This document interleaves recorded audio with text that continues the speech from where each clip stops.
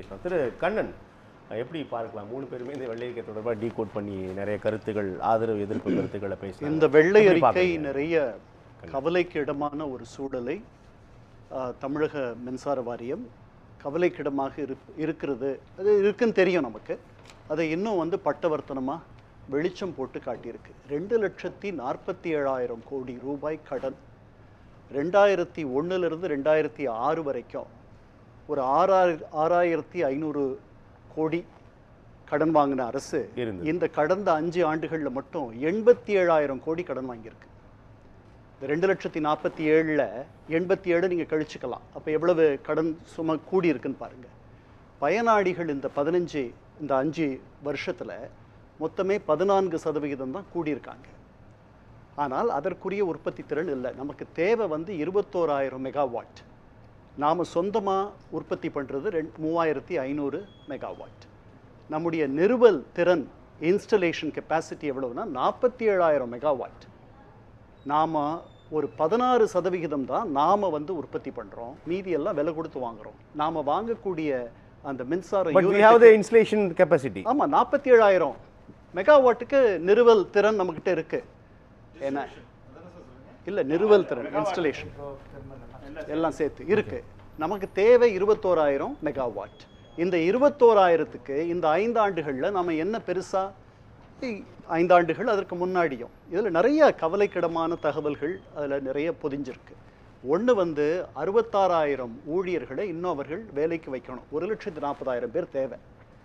66,000 பேரை இன்னும் எடுக்கணும். இன்னும் ஒரு 5 வருஷத்தில் இன்னும் ஒரு 16,000 பேர் வேலையை விட்டு பணி ஓய்வு பெறுவார்கள். இது 10 பேர் செய்கிற வேலையை ஒருத்தரை செய்கிறார் அப்படின்னு அமைச்சர் சொல்கிறார். இன்னொன்று, புதிய திட்டங்கள் எதுவும் வரல. 122 துணை நிலையங்கள் தான் இவங்க அமைச்சிருக்காங்க. நாங்கள் 400க்கு மேலே அமைப்போம். இது என்ன சிக்கல்னா, ₹8.91 நாம் ஒரு யூனிட் வாங்குகிறோம். கிட்டத்தட்ட 600 யூனிட் வரைக்கும் நம்ம எவ்வளோக்கு விற்கிறோன்னா ₹8.40. மானியத்திலேயே நிறைய போயிடுது. 100 யூனிட் இலவசமாக தரோம். இப்போ 200 யூனிட் தரப்போகிறோம். இல்லை, அந்த டீல் தவிர்க்க முடியுமா? இல்லை, அதெல்லாம் முடியாது.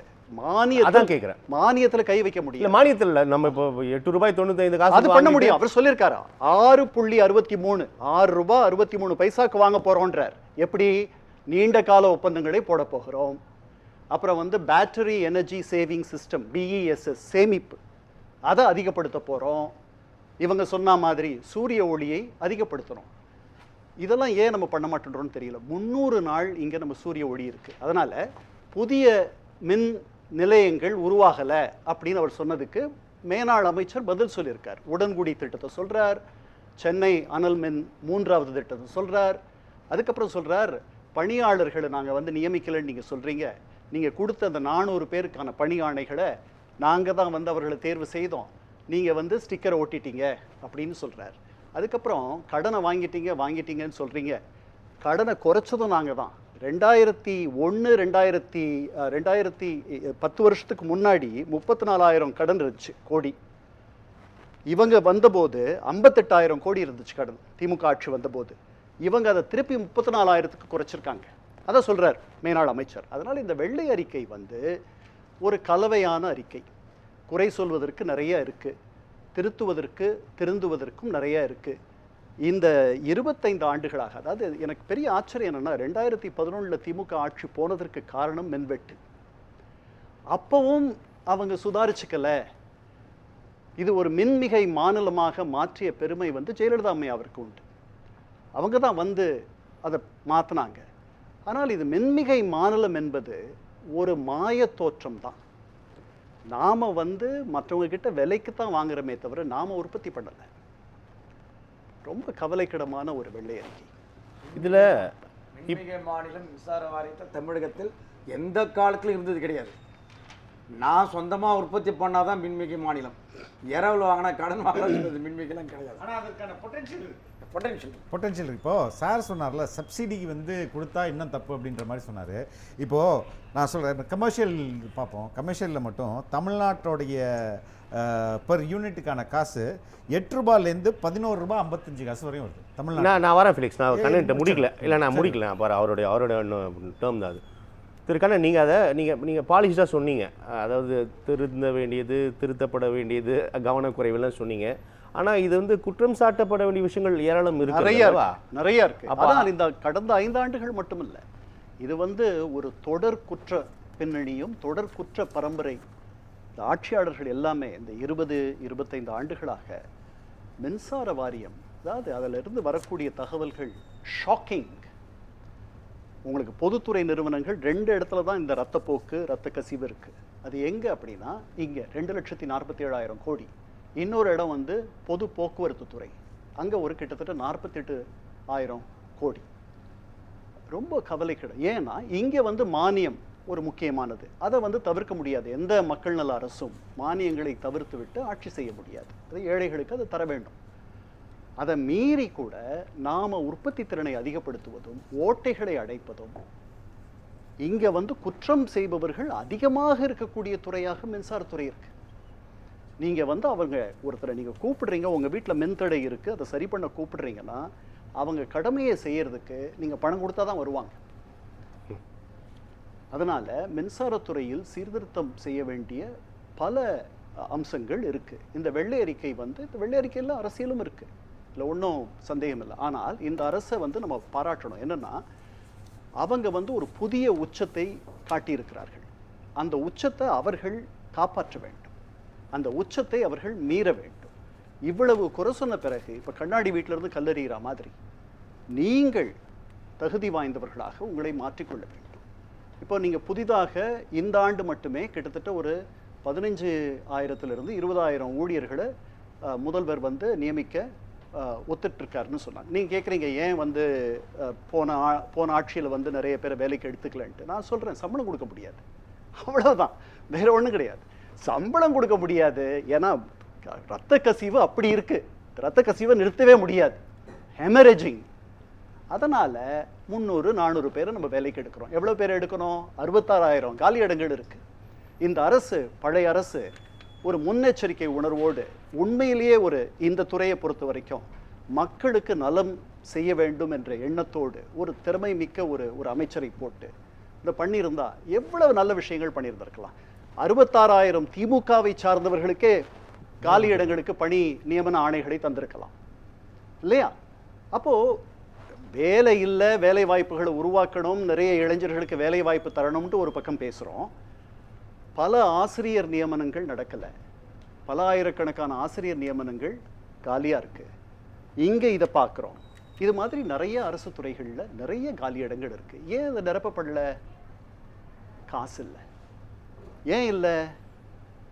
உங்களுக்கு தெரியும் ஏன் இல்லைன்ட்டு. நம்ம துறையில் வந்து சம்பளம் கொடுக்க காசு இல்லை என்று சொல்வதற்கு இல்லையா, ஒரு நிறுவனத்தில் வேலை செய்யக்கூடிய ஊழியர்களுக்கு காசு இல்லை என்று சொல்வதே மிக மிக மிக தவறு.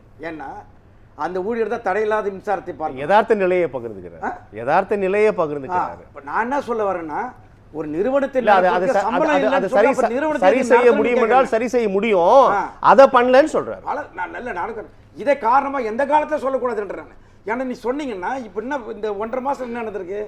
மின் தடையின் காரணமாக அரசு எந்த அளவுக்கு கெட்ட பெயரை சம்பாதித்திருக்கிறது என்பதை பார்க்கிறோம். அதுக்கு காரணம் என்ன? பணியாளர்கள் பற்றாக்குறை. பணியாளர்கள் இப்ப நியமிக்கிறேன்னு சொல்றாங்கல்ல, இதை அது திமுக ஆட்சிக்கால கடந்த 5 ஆண்டுகளில் நியமித்திருந்தால் இந்த பிரச்சனை வந்திருக்காது. அதுதான் பிரச்சனை, அதுதானே குறுக்கிட்டீங்க. ஆனா 5,000 பத்தாதுன்னு பார்த்தா கேள்வி. 46,000 காலி பணங்கள் ஆரம்ப இனிஷியல் லெவல் போஸ்டே வேக்கன்ட். அமைச்சர் வந்து 10 பேர் பண்ற வேலையை ஒருத்தர் பண்றாருன்னு தெளிவா சொல்லிட்டார். அதனால ஒரு 20-25 ஆண்டுகளாக தமிழக மின்சாரத்துறை ரொம்ப துன்பத்தில் இருக்கிறது. அதை இப்படி வந்து குற்றுயிரும் குலையுயிருமாக கடைசியில் இருந்த ஆட்சியாளர்கள் இன்னும் அதிகப்படுத்திட்டாங்க அப்படின்னு தான் நம்ம எடுத்துக்கணும். நல்லது, சுருக்கமாக சொல்ல பிரேக் போகலாம். இப்போ சப்சிடி அப்படின்றது நம்ம எடுத்துக்க முடியாது. ஏன்னா இப்போ நம்ம வந்து ஒரு பெரிய குற்றச்சாட்டை நாங்கள் வந்து விவசாயிகளுக்கு இலவசமாக கொடுக்குறோம் அப்படின்ற ஒரு கருத்தை வைப்பாங்க. 7,000 to 8,000 கோடி தான் தமிழ்நாட்டு விவசாயிகளுக்கு கொடுக்குறது. நம்ம ஒரு கம்பேரிட்டிவாக பார்த்தோம்னுங்க, தமிழ்நாட்டில் கமர்ஷியல் கரண்ட்டு ₹8.40 ₹11.55 வரையும் ஒரு யூனிட் விற்கிறாங்க. இதே கர்நாடகாவில் எடுத்துட்டோம்னா தே ஆர் செல்லிங் அட் 5.90, ₹5.90. அதுலேருந்து ₹7 தான். அதே மாதிரி நீங்கள் வந்து மகாராஷ்டிரா எடுத்துக்கிட்டாங்கன்னா அவங்க வந்து 4 ரூபாய் 28 காசுலேருந்து 17 ரூபாய் 68 காசு வரையும் போகிறாங்க. பட் குஜராத் வரும்போது 1 ரூபாய் 80 காசுலேருந்து ஆரம்பித்து 2 ரூபாய் 50 காசு 3 ரூபாய் வரையும் கொடுக்குறாங்க. இதில் பீக் ஹவர்ஸ் சார்ஜஸ்னு ஒன்று போடுறாங்க நம்ம ஊரில், எல்லா ஊர்லேயும் போடுறாங்க. நம்ம ஊரில் பீக் ஹவர்ஸ் சார்ஜஸ் வந்து 25% மோர். அது இல்லாமல் மற்ற கர்நாடகாவில் 1 ரூபா தான் பீக் ஹவர். அதே மாதிரி மகாராஷ்டிராவில் 125 தான், 1 ரூபாய் 25 காசு தான் பீக் ஹவர்ஸ். அப்போது இங்கே வந்து வி ஹேவ் பொட்டென்ஷியலுங்க. இப்போ இந்த நட்டம் நமக்கு ஏற்படுற நட்டம் நமக்கு அதனால தான் நட்டத்தினால தான் நம்ம அதிக விலைக்கு விற்கிறோம்னா கர்நாடகாவுக்கு ஏற்படலையே, மகாராஷ்டிராவுக்கு ஏற்படலையே, குஜராத்துக்கு ஏற்படலையே. ஏன்? இதே சென்னையில் மத்திய அரசுடைய அனல் நிலையம் இருக்குல்ல, அவங்க வந்து அவங்களுடைய செலவு கம்ப்ளீட்டாக வேறு மாதிரி இருக்குது.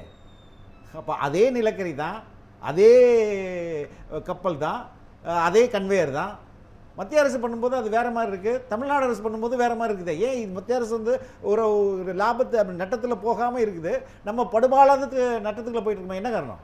நம்ம பேசலாம் திரு ஃபிலிக்ஸ். திரு கண்ணன், இல்லை, இது ஒரு வெளிப்படைத்தன்மையை விரும்புகிற அரசுன்றது தெரியுது. ஏன்னா முதல்ல வந்த நிதிநிலை வெள்ளை அறிக்கையாகட்டும், இந்த துறை சார்ந்த வெள்ளை அறிக்கையாகட்டும், இது வந்து வெளிப்படைத்தன்மையையும் ஒரு புதிய அளவுகோலை இந்த அரசு உருவாக்க முனையுதுன்னு நம்ம எடுத்துக்கலாம். அந்த அளவுகோலை அதுவே கடைபிடிக்கணும் அப்படின்ற எண்ணமும் அதற்கு இருக்குன்னு நினச்சிக்கலாம். இது தவிர அதனுடைய எப்படிப்பட்ட ஒரு சூழலில் பின்னணியில் இந்த அரசு செயல்பட வேண்டி இருக்கின்றத மக்களுக்கு தெரியப்படுத்துறதுக்கும் இந்த அறிக்கைகள் உதவியாக இருக்குன்றது தான் உண்மை. 2 காரணம். இதில் கொஞ்சம் அரசியலும் இருக்குது. இதற்கு முன்னாடி இருந்தவர்கள் இவ்வளவு தவறிழைத்திருக்கிறார்கள் அல்லது அவங்க வேலையை சரியாக செய்யலை அப்படின்னு சொல்கிற ஒரு போக்கும் இருக்குது. அது இத்தோட முடிஞ்சிடணும். ஏன்னா அதனால தான் நீங்கள் இங்கே வந்திருக்கீங்க.